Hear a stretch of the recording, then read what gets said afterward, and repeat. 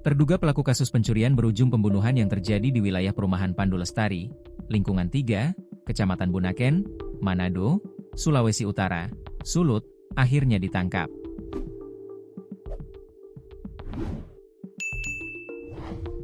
Kasus ini terjadi pada Sabtu, 13 Desember 2025, sekitar pukul 9 WITA.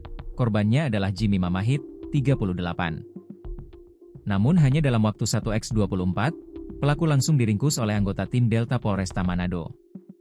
Hal ini telah dibenarkan oleh Kapolresta Manado, melalui Kasat Reskrim Polresta Manado Kompol M. Isral, SIK, MH.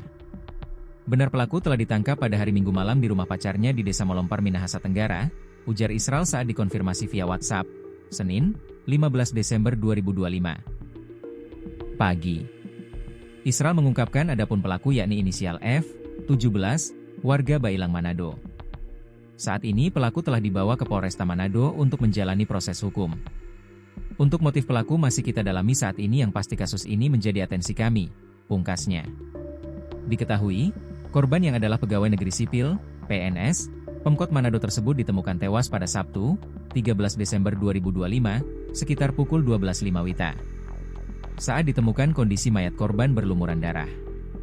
Darah korban bahkan sampai berserakan di lantai ruang tamu. Penemuan mayat korban berawal dari kecurigaan adik korban yang merasa khawatir.